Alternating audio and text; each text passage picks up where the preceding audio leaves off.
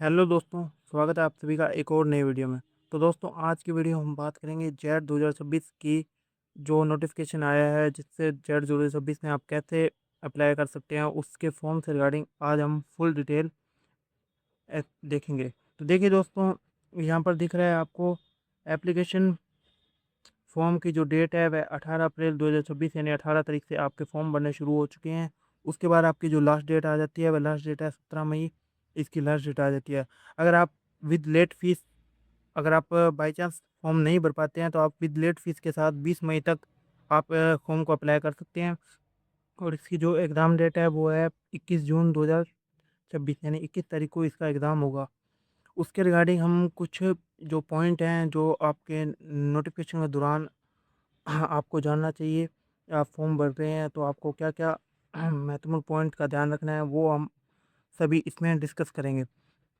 तो देखिए दोस्तों, यहाँ पर आपको लिए जो आपके सबसे मेन पॉइंट आ जाता है कि आपका जो 12th जो आपने किसी भी स्ट्रीम से किया है, चाहे पीसीएम है, पीसीबी है या फिर एबीसी एग्रीकल्चर बायोलॉजी केमिस्ट्री है, तो आपको जेट एग्ज़ाम के दौरान एग्रीकल्चर बायोलॉजी केमिस्ट्री ही आपको जेट एग्ज़ाम के दौरान अपने सब्जेक्ट चॉइस करने हैं। यानी आप अदर अलग सब्जेक्ट से आप पेपर नहीं दे सकते। जैसे आपकी एग्जांपल के तौर पे मैं आपको बताता हूँ, आपके पास 12th में एबीसी है, यानी एग्रीकल्चर बायोलॉजी केमिस्ट्री है, और आप जेट एग्ज़ाम पीसीएम, पीसीबी से दे रहे हैं, तो आप इसके लिए एलिजिबल नहीं है इस पेपर के लिए। तो आपका जो 12th में सब्जेक्ट है, वही सब्जेक्ट आपके जेईटी या आईसीआर में होने चाहिए।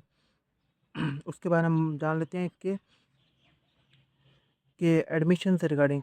तो देखिए दोस्तों, एडमिशन से रिगार्डिंग इसमें ये कौन-कौन से कोर्स प्रोवाइड कराते हैं आपको, जैसे बीएससी ऑनर्स एग्रीकल्चर, हॉर्टिकल्चर हो गया, बीएससी ऑनर्स फॉरेस्ट्री हो गया, BSc honours food nutrition dietetics, उसके बाद कम्युनिटी साइंस आ गया, उसके बाद BFSc fisheries science, dairy technology और फूड टेक्नोलॉजी, ये सभी कोर्स प्रोवाइड करते हैं। इन सभी कोर्सेज में कोर्स की जो एलिजिबिलिटी है वह अलग-अलग है। मैं आपको वो आगे वीडियो के एंड में एक्सप्लेन करूँगा, तो वीडियो को स्किप मत कीजिए, वीडियो को एकदम डिटेल से आप ध्यानपूर्वक देख लीजिए, ताकि कोई भी पॉइंट आपसे मिस ना हो। उसके बाद हम देखते हैं कि फ़ॉर्म अप्लाई कि फ़ॉर्म अप्लाई के दौरान आपको मेन चीज़ों का तो ध्यान रखना है, वो ध्यान रखना है अपना कैंडिडेट नेम, फादर्स नेम आ गया, डीओबी आ गया, जेंडर आ गया, कैटेगरी, सब कैटेगरी और डोमिसाइल कैटेगरी और मोबाइल नंबर और ईमेल एड्रेस। इन ये सभी डिटेल आपको सही भरनी है, चाहे इंग्लिश में हो, चाहे हिंदी में हो, ठीक है? इन सभी डिटेल को आपको गलत नहीं करना है। और एक बार अगर आपने पेमेंट कर दी फॉर्म की, तो उसके बाद आप इन सभी में करेक्शन नहीं कर पाएँगे। पेमेंट से पहले आपको एक बार रीचेक कर लेना है कि सभी जो डिटेल है वो एकदम बिल्कुल करेक्ट हैं, कोई मिस्टेक तो नहीं है। उसके बाद हम इसकी फ़ॉर्म फ़ीस के बारे में जानकारी बताता हूँ कि इसकी जो ₹1925 फ़ॉर्म है वह जनरल कैटेगरी और आउटसाइड जो राजस्थान यानी अदर स्टेट के जो कैंडिडेट हैं जो इस फ़ॉर्म के लिए भरना चाहते हैं इस एंट्रेंस एग्ज़ाम के लिए, तो उसके लिए आ जाती है 1925, और जो रिज़र्व कैटेगरी है उसके लिए आ जाती है 1595 रुपए। एससी, एसटी, ओबीसी, ठीक है? और एजुकेशन क्वालिफ़िकेशन की हम बात कर लेते हैं, तो आपका 10+2 किए होने चाहिए, आरबीएसई बोर्ड अजमेर से या फिर अन्य किसी बोर्ड से किए होने चाहिए, ठीक है? और वह राजस्थान का डोमिसाइल होना चाहिए, ठीक है? उसके बाद राजस्थान डोमिसाइल का सर्टिफिकेट होना चाहिए। उसके बाद उसकी 12th में सप्लीमेंट्री नहीं होनी चाहिए। जिन स्टूडेंटों की सप्लीमेंट्री है वो स्टूडेंट इसके लिए इस एलिजिबल नहीं है एंट्रेंस एग्ज़ाम के लिए। तो उसके बाद आपके जो जनरल में 12th में 50% नंबर होने चाहिए, ठीक है? और रिज़र्व कैटेगरी के अंदर आपको 45% नंबर होने चाहिए। अगर इससे कम है तो आप इसके लिए योग्य नहीं है, ठीक है? उसके बाद सब्जेक्ट ग्रुप की हम बात कर लेते हैं। सब्जेक्ट ग्रुप जैसे एबीसी हो गया, ठीक है? पीसी हो गया, पीसीएम हो गया और पीसीबी हो गया, ठीक है? 12th में जो सब्जेक्ट ग्रुप हैं, जेड सब्जेक्ट में भी वही सब्जेक्ट होने चाहिए, ठीक है? अलग होगा तो योग्य नहीं माना जाओगे। एक बार मैं फिर से बता देता हूँ, अलग होगा तो योग्य नहीं माना जाओगे। ये जेड 2026 एग्ज़ाम है, जो ये आपको गवर्नमेंट, प्राइवेट और एलाइड कोर्स के लिए में प्रवेश मिलता है। इसमें आपको इसके अंदर जो 5 यूनिवर्सिटी आ जाती हैं, जो अपने बीकानेर, जयपुर, जोधपुर और उदयपुर यूनिवर्सिटी आ जाती हैं, ठीक है? जिनमें एडमिशन आपको जेआर 2026 के आधार पर दिया जाता है। और ये जो अब जेड 2026 है कंडक्ट करवा रही है, कौन सी यूनिवर्सिटी कंडक्ट करा रही है? स्वामी केशवानंद राजस्थान कृषि विश्वविद्यालय जो बीकानेर की यूनिवर्सिटी है, वह इस यूनिवर्सिटी को कंडक्ट करवा रही है। और आगे की डिटेल हम आगे और थोड़ा सा देखते हैं वीडियो को। थोड़ी सी वीडियो लंबी हो जाएगी, लेकिन वीडियो को स्किप मत कीजिए। तो दोस्तों हम अब आगे के डिटेल एक बार चेकआउट कर लेते हैं। जैसे आपको मेन मेन पॉइंट किन किन बातों का ध्यान रखना है फॉर्म से रिगार्डिंग, जो आपको पता होने चाहिए। सबसे पहले तो आप अपनी पास की जो ई मित्रा से है ये इस फॉर्म को अप्लाई कर रहे हैं, तो सबसे पहले जो आपका जो लॉगिन आईडी है और पासवर्ड है वो आपको ई मित्र वाले से पूछ लेना है कि आपने कौन सा लॉगिन आईडी और पासवर्ड हमारा क्या है, तो हाँ वो हमें प्रोवाइड करवा दो। और इसे आपको सिक्योर रखना है, किसी को भी अपने लॉगिन आईडी और पासवर्ड नहीं देना है, ठीक है। उसके बाद आवेदन शुल्क जमा होने के बाद किसी भी तरह का संशोधन नहीं होगा। वो मैंने आपको पहले एक्सप्लेन किया था कि कि आप एक बार आवेदन शुल्क जमा कर देंगे तो आप फॉर्म में संशोधन नहीं कर पाएंगे। उसके बाद अभ्यर्थी प्रवेश हेतु संस्थानों की उपाधियों की मान्यता जांच अथवा आईसीएआर के दिशा निर्देशों को पढ़ लें। तो मैंने आपको बताया ही था कि आप एक बार जो डिटेल नोटिफिकेशन है उनमें किन किन बातों का ध्यान रखना है, उसी से रिगार्डिंग मैं ये वीडियो बना रहा हूँ, ताकि आपको पता चले कि आपको क्या क्या महत्वपूर्ण पॉइंटों का ध्यान रखना है। उसके बाद यदि किसी कारणवश किसी अयोग्य अभ्यर्थी को प्रवेश दे दिया जाता है तो पता चलने पर उसका आवंटन प्रवेश तुरंत रद्द कर दिया जाएगा। यानी ऐसा स्टूडेंट जिसने अपने एलिजिबिलिटी क्राइटेरिया देखा ही नहीं है, यानी एज क्राइटेरिया नहीं देखा है या फिर क्वालिफिकेशन नहीं देखा है, तो जैसे ही स्टूडेंट के बारे में पता चलता है या फिर स्टूडेंट की जो एलिजिबिलिटी क्राइटेरिया के बारे में पता चलता है, अगर वह अयोग्य है तो उसे अयोग्य घोषित कर दिया जाएगा। अगर योग्य है या फिर किसी गलतीवश है तो फिर वह वो संस्थान की जिम्मेदारी होगी। संस्थान कहता है कि आप एक बार अपनी क्वालिफिकेशन डिटेल को एक बार चेकआउट कर लीजिए, उसके बाद ही आप फॉर्म को अप्लाई कीजिए।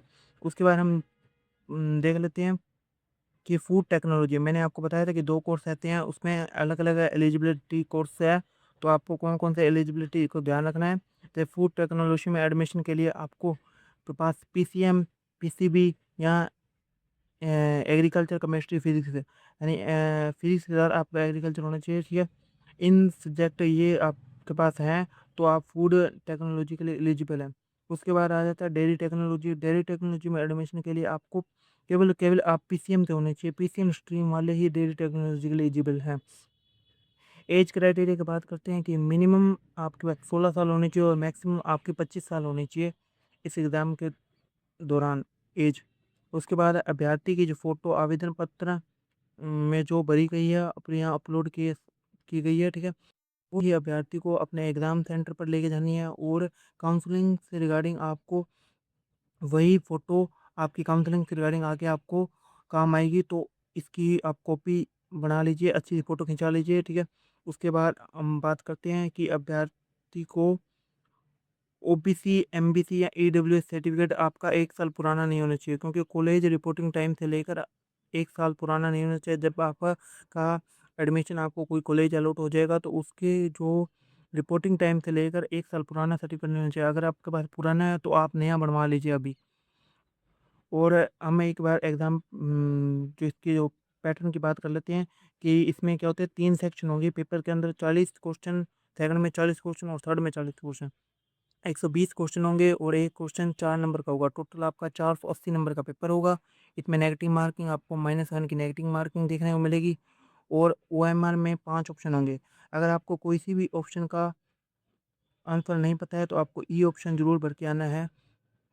उसके बाद हम देख लेते हैं, देखिए यहाँ पे नहीं तो ये मैंने कहा क्या कहा, एज क्राइटेरिया में आपको एक बार पॉइंट को और ध्यान रखना है कि अगर आपकी एज क्राइटेरिया इनसे ज़्यादा है, यहाँ 16 साल से कम है या फिर 25 साल से ज़्यादा है, तो आप इसके लिए एलिजिबल नहीं है। यूनिवर्सिटी काउंसलिंग के टाइम आपका फॉर्म रिजेक्ट कर देगी, यानी आपका एडमिशन है जो रिजेक्ट कर देगी।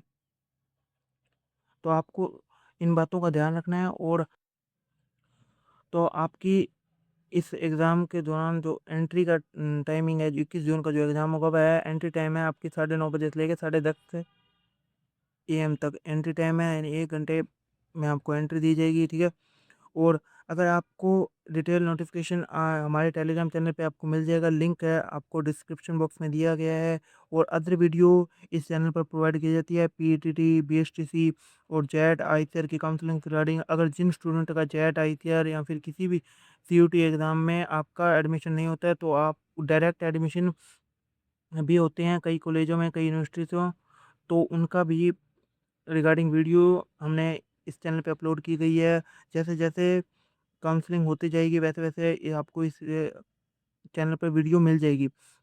इस चैनल पर आपको सभी डायरेक्ट एडमिशन से रिगार्डिंग भी वीडियो मिलती है, जिसके जो एडमिशन का क्राइटेरिया है वह 12th पास आउट स्टूडेंट के आधार पर होता है। यानी 12th पास आउट स्टूडेंट जिसके जितने नंबर बने हुए हैं, यानी जिसके 90% हैं, तो उनके आधार पर उनका डायरेक्ट एडमिशन हो जाता है। यानी उनको किसी प्रकार का एंट्रेंस एग्ज़ाम देने की ज़रूरत नहीं है। वो उससे रिगार्डिंग भी मतलब सूचना हम इससे टेलीग्राम चैनल पर या फिर आप यूट्यूब चैनल को सब्सक्राइब कर सकते हैं, यहाँ पर प्रोवाइड करवाते हैं। अगर वीडियो अच्छा लगे तो वीडियो को लाइक कीजिए और अपने दोस्तों के साथ शेयर कीजिए, जो भी इस स्ट्रीम से हैं, इस एंट्रेंस एग्ज़ाम को दे रहे हैं या फॉर्म को अप्लाई कर रहे हैं। तो हम बात करेंगे अगली वीडियो के बारे में। अगर आपको कोई भी डाउट लगे तो आप कमेंट बॉक्स में कमेंट कर सकते हैं। अगर वीडियो अच्छा लगे तो वीडियो को लाइक कीजिए, चैनल को सब्सक्राइब कीजिए। मिलते हैं एक और नई वीडियो में, तब तक के लिए जय हिंद, जय भारत।